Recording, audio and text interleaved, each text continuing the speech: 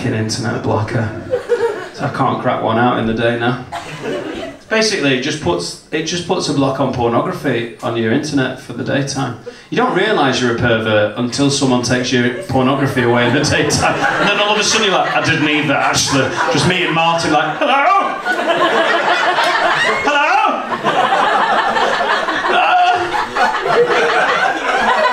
I'm 37.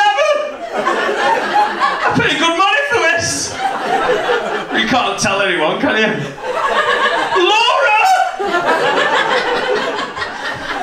And also, by the way, all the lads were like staring at me like, because they were on like date night where they're like, it's disgusting, I don't know what he's on about. I don't know why that's funny, because masturbating in the day needs to change his life. Him and Martin need to really rethink it. It's nice, honestly, not funny to me, and that's why I'm not laughing, love, because there's no laugh of recognition for me.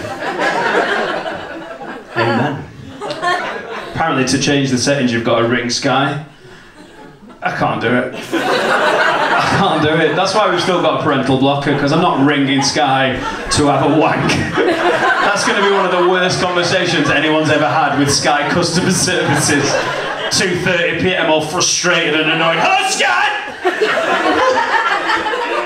No, it's not Martin, it's Dan. Could you turn the parental blocker off, please? I don't want that anymore. I'm sorry, sir. We're going to have to put you through to the wanking department. Hello, it's Claire from the wanking department. How can I help? You know how you can help, Claire! Make it quick! Big shop doesn't last forever! I'm gonna have to ask you some questions. That's a security question. What's your mother's maiden name?